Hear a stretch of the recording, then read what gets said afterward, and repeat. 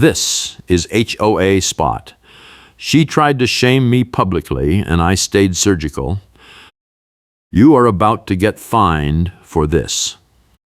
That is what Melanie Brooks screamed at me while jabbing her finger toward the package locker door hanging half open behind me. I had just walked up to grab my delivery and found the metal door already ajar, the lock mechanism bent outward like someone had pried it with a screwdriver.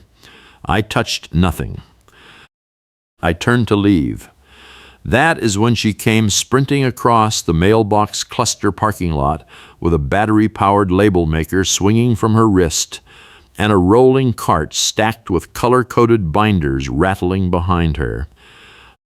She screamed that she would make this a lean conversation if I kept denying it. I teach high school English in Fort Worth, Texas, and I live in Riverstone Neighborhood Association, a lakefront gated community with more rules than a federal prison and a security vendor point of contact who thinks a laminated policy sheet is a badge. Melanie is that contact. She does not work for the HOA officially, but she acts like she runs the place. She coordinates with the tow company, the gate vendor, and the management office, and she loves to drop the phrase, "I am documenting everything," like it is a magic spell. I need to grab my package and go, I said.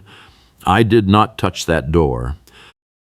Melanie planted herself between me and the lockers. You forced it. I saw the damage this morning. You are the only one who checked in at the gate between midnight and now. That is not true. I got home at 9 last night. Check the gate log.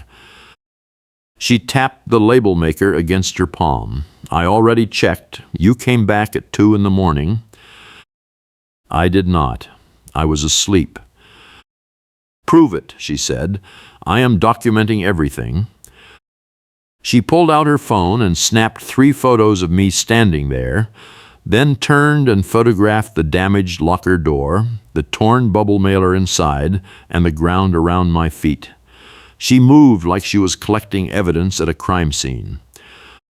Other residents started gathering near the covered mailbox kiosk, watching. You are not allowed to take my picture without consent, I said. I can document violations on association property. That is in the bylaws. She turned to the small crowd forming near the kiosk. This man forced open a package locker and stole items from inside. I have the authority to confiscate his property until we sort this out. That was her favorite line. I have the authority. She said it at every meeting, every confrontation, every time someone parked 2 inches over the line. The problem is, she did not have that authority. She was a volunteer coordinator, not a cop, not a board member, not even an official employee. But she acted like one, and management let her because she handled the dirty work they did not want to touch. I did not steal anything, I said. I did not force that door. I just got here. Then why is your gate entry 2 minutes before I got the alert about the damaged locker? Because I came to check my mail. That is what people do. She shook her head slowly, her chin-length bob swinging. I can fine you daily until you give up. A woman in a gray jacket walked up and stood next to Melanie. That is him, the woman said, nodding toward me. I saw him here last week messing with the lockers. I had never seen this woman before in my life. I opened my mouth to argue, but Melanie cut me off. See? Witness testimony. I am documenting everything. She turned back to her rolling cart and pulled out a clear-sleeve clipboard with a bright yellow highlighter mark over a date box at the top. No readable text, just columns and boxes. She held it up like a prosecutor presenting Exhibit A. This is your violation notice. You have 72 hours to respond in writing, or I escalate to management with a recommendation for gate suspension and a lien filing. I need to get to work, I said. My employer is watching my attendance, and one more late arrival ends my probation. I cannot do this right now. That is not my problem. You should have thought about that before you committed theft. I did not commit theft. Melanie leaned in close. Then, prove it. Bring me footage. Bring me an alibi. Bring me anything that shows you were not here at 2 in the morning. I do not have footage. I was asleep in my house. Convenient. She turned and pushed her rolling cart back toward the management office, the binders rattling with each bump in the pavement. The crowd dispersed slowly, a few people whispering and glancing back at me. I stood there alone next to the broken locker, my notepad already damp from the morning dew, my mind racing. I pulled out my phone and checked the Riverstone resident portal. My gate log showed one entry at 9:07 the previous night. No 2 in the morning entry. I took a screenshot.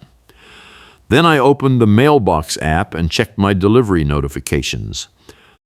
My package had been marked as delivered at 1:43 in the afternoon the day before, not overnight. I took another screenshot. I walked to the management office. It is a single-story building near the front gate with a small lobby, a reception window, and a back hallway that leads to the property manager's office and a storage closet. Melanie was already inside, standing at the reception window talking to the clerk, her rolling cart parked beside her. I stepped up to the window. I need to file a complaint about a false accusation. The clerk, a young guy with a name tag that said Raoul, looked past me at Melanie, then back at me. You will need to put that in writing and submit it through the portal. I just did. I also need to see the gate log for last night. Melanie turned toward me. You do not get to request records while you are under investigation. I am not under investigation. You accused me of something I did not do. She smiled. I am documenting everything. Raoul cleared his throat. I can pull the log, but it will take a few days. A few days? I need it now.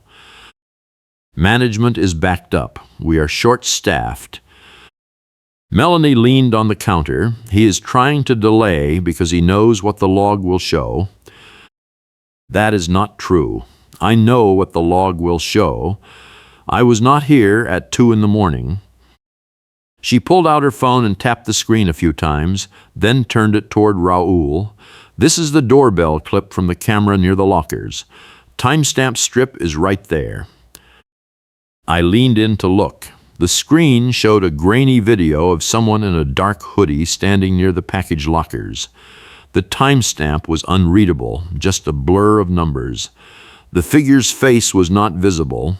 It could have been anyone. That is not me, I said. Prove it. I will. I left the office and drove to work. My first period class started in 20 minutes, and I could not afford another tardy. I spent the entire morning running on rage and caffeine, replaying the scene in my head. Melanie had a witness who lied. She had a fake timestamp. She had a rolling cart full of binders and a label maker and a phone full of photos, and she was building a case to destroy me. At lunch, I called the gate vendor directly and asked for a copy of my entry log. The woman on the phone said she would email it within 24 hours. I called the management company's main office and left a voicemail requesting an emergency meeting with the property manager. No response. By the time I got home that evening, there was a printed notice taped to my front door. Violation summary in bold letters at the top. Below that, a list of charges: unauthorized access to common area, damage to association property, theft of resident packages. Below that, a fine schedule: $500 immediate, then $100 per day until resolved. I pulled the notice down and read it twice. At the bottom, in small print, it said that failure to pay within 72 hours would result in gate access suspension and a potential lien filing. It was signed by the property manager, but I knew Melanie had written it. I checked the resident portal. My account now showed a balance of $500 due immediately. The description said Security Incident Response Fee. I clicked on the attached documents. There was a scanned copy of Melanie's clipboard form, a screenshot of the doorbell clip with the unreadable timestamp, and a short statement from the mystery witness claiming she saw me tampering with the lockers. I took screenshots of everything. Then I sent an email to the property manager, the board president, and the management company's compliance department. I attached my gate log screenshot, my delivery notification screenshot, and a short paragraph explaining that I was being framed. I asked for an immediate hearing and a suspension of the fines until the investigation was complete. No response. The next morning, I woke up to a text message from an unknown number. This is Melanie Brooks with Riverstone Security Coordination. You are required to attend a compliance meeting tomorrow at 10 in the morning at the management office. Failure to attend will result in automatic gate suspension. I replied, I did not receive any official notice of a meeting. Her response came back in seconds. You are receiving it now. I am documenting everything. I called the management office. Raul answered.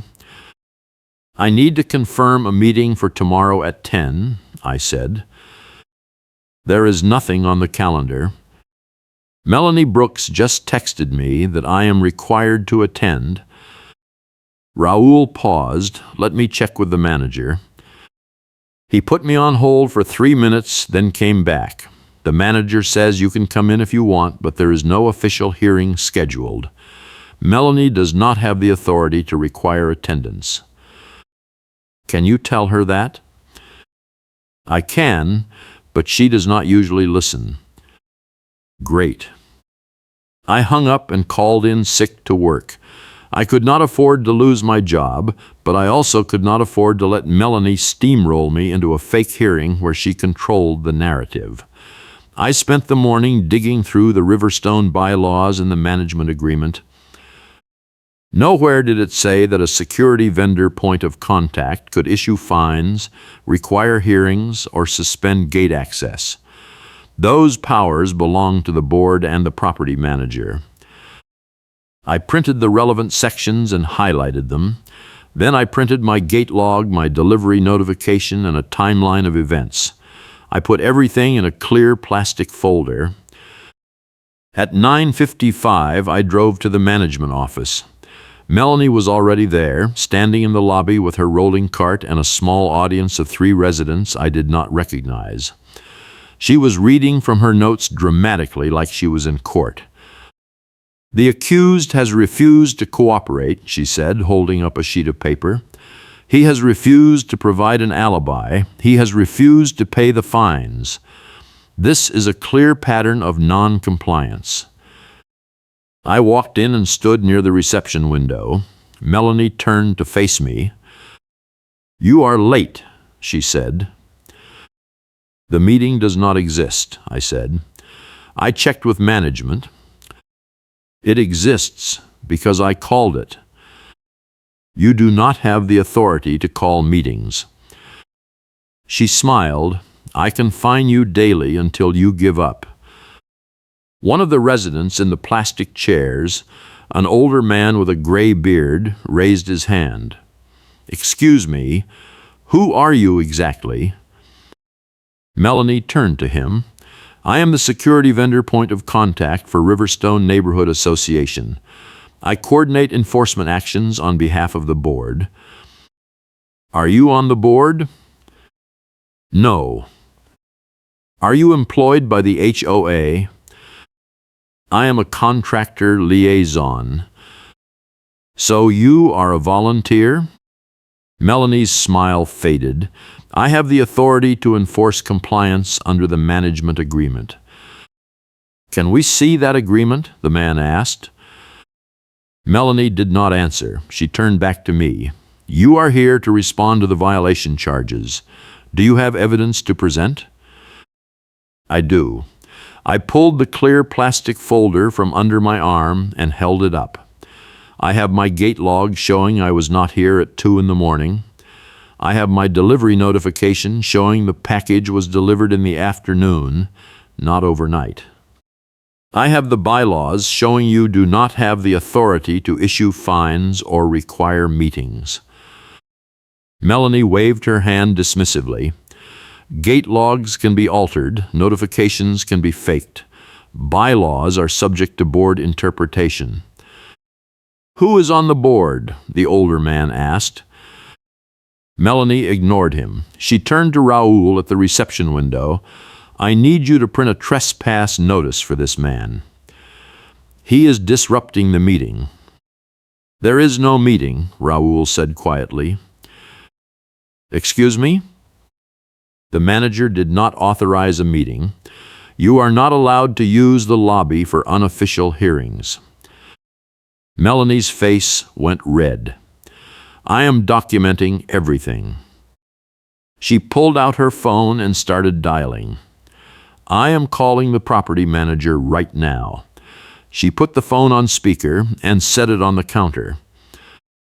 A woman's voice answered. Riverstone Management. This is Angela. Angela, this is Melanie Brooks. I need you to authorize a compliance hearing immediately. We do not do same-day hearings, Melanie. You know that. This is an emergency. The resident is refusing to cooperate, and he is disrupting the office. There is no disruption, Raoul said softly. Melanie shot him a glare. Angela, I am telling you there is a disruption. Angela sighed. Melanie, you cannot call hearings. That is the board's job. If you have a complaint, submit it in writing, and we will schedule something next month. Next month? He will have stolen half the neighborhood by then. Angela hung up. Melanie stood there staring at the phone. The older man in the plastic chair stood up. I am Bill, he said, extending his hand to me. I was targeted by her last year, same pattern. Fake accusations, fake authority, fake fines. I had to hire a lawyer to get it dismissed. What happened? I asked. She accused me of running a business out of my house because I had a delivery van parked in my driveway. Turned out she was mad because I complained about her blocking the mailboxes with her cart. She tried to get me trespassed from the clubhouse. The board sided with me once they saw the receipts. Did she ever face consequences? Bill shook his head. They gave her a warning. She is still here. Melanie turned and grabbed her rolling cart. This is not over, she said. I am escalating this to the tow company. If you park in a guest spot or block a fire lane even for a second, I will have you towed. I do not park in guest spots. We will see. She pushed her cart out the door, the binders rattling. If you are enjoying this wild HOA nightmare, hit that like button and subscribe for more stories about neighborhood justice and karmic revenge.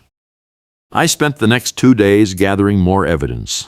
I requested camera footage from the gate vendor, the mailbox vendor, and the clubhouse security system. The gate vendor sent me a full week of entry logs showing I had not entered the neighborhood between midnight and 6 in the morning on any night in the past month. The mailbox vendor said their camera did not cover the locker area, only the kiosk itself. The clubhouse security system was offline for maintenance. I also contacted the delivery company and requested metadata for my package. They sent me a confirmation email showing the package had been scanned at the locker at 1:43 in the afternoon. The driver's GPS log showed he was at the mailbox cluster for less than 3 minutes. No 2 in the morning activity. I printed everything and added it to my folder. Then I got a call from the tow company. A gruff voice said, "This is dispatch. We have a request to tow your vehicle from Riverstone. Plate number ends in 472. Is that correct?" "I do not have a car parked illegally," I said. "The request says you are blocking a fire lane." "I am not. I am parked in my assigned spot in my driveway." The dispatcher paused. "Let me call you back." 10 minutes later, my phone rang again. Same dispatcher. "We are not towing you," he said. "The request came from someone who is not on the authorized contact list. We are flagging the account." "Who made the request?" "I cannot say, but she was very insistent. Said she had the authority to authorize tows." "Melanie." The dispatcher did not confirm, but he did not deny it either. "Just keep your vehicle in your assigned spot and you will be fine. If she calls again, we will ignore it." "Thank you." I hung up and immediately filed a harassment complaint with the management company, the board, and the county constable's office. I included screenshots of Melanie's texts, a summary of the fake tow request, and copies of my evidence folder. I requested a no-contact order through the HOA. No response from the board, no response from management. The constable's office said they could not do anything unless Melanie committed a crime. That night, I got another text from Melanie. "You have 48 hours to pay the fines or I am filing a lien. I am documenting everything." I replied, "You do not have the authority to file a lien. Only the board can do that." Her response, "The board has delegated that authority to me." I called the board president directly. A woman named Karen answered.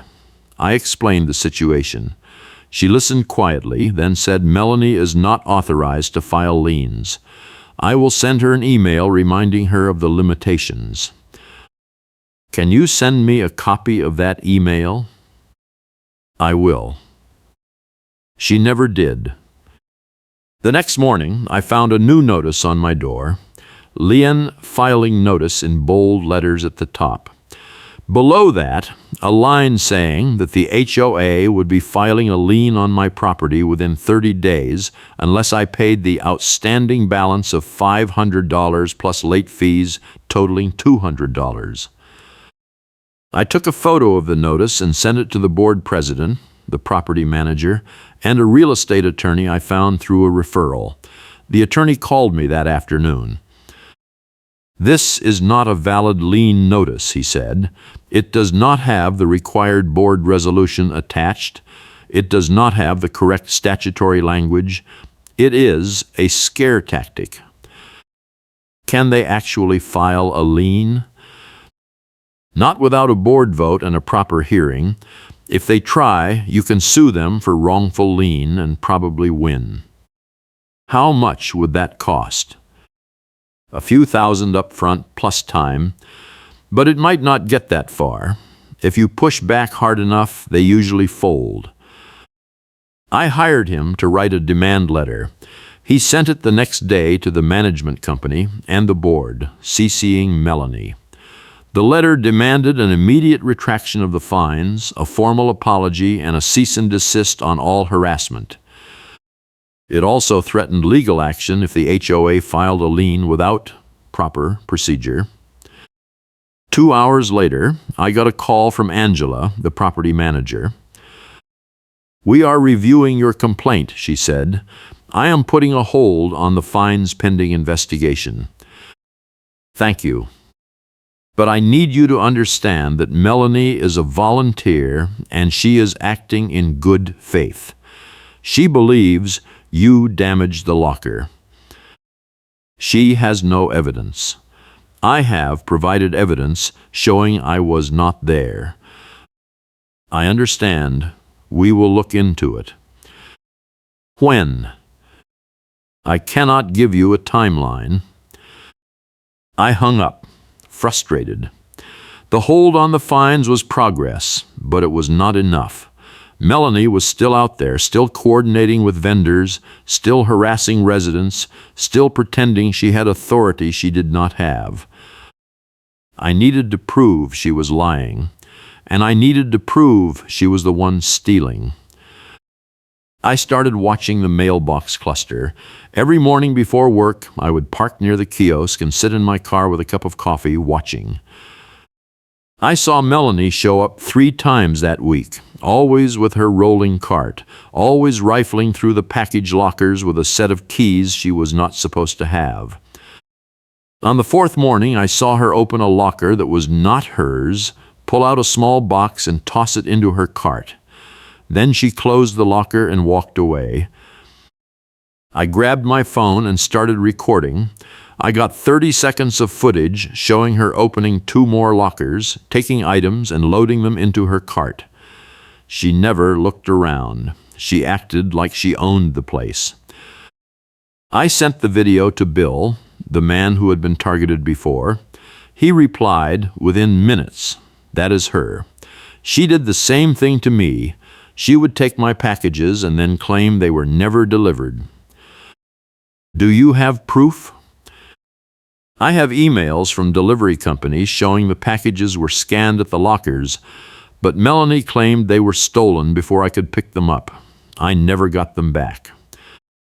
I forwarded the video to the property manager, the board president, and my attorney. I also filed a police report with the Fort Worth Police Department. An officer came out that afternoon and took a statement. He watched the video and nodded. "This is theft," he said. "Do you know who she is?" "She is the HOA security vendor point of contact." "Does she have authorization to access those lockers?" "No." "Then this is criminal. I will open a case and contact her for a statement." The officer gave me a case number and left. I felt a tiny flicker of hope. That evening, I got a text from Melanie. "I know you have been recording me. That is illegal. I am filing a complaint with the constable." I replied, "Recording in a public area is legal.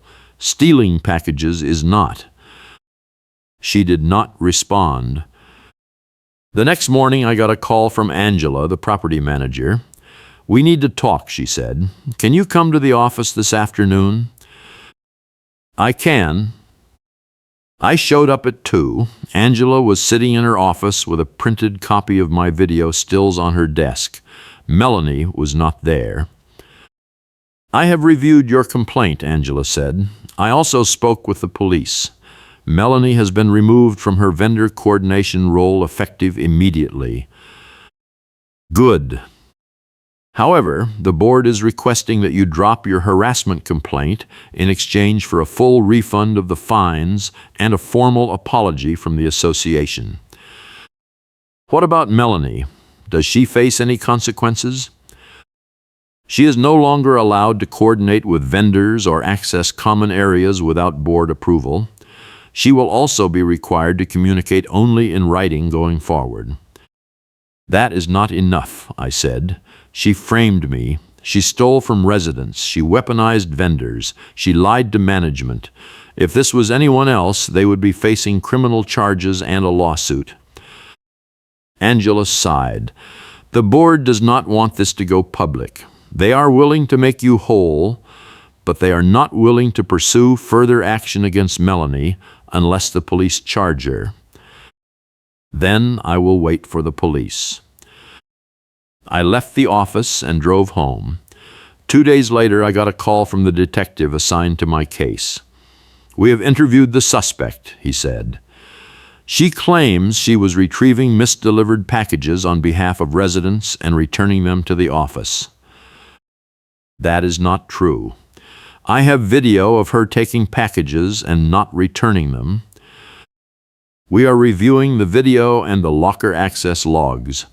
If we find evidence of theft, we will file charges. It may take a few weeks. A few weeks turned into 6 weeks.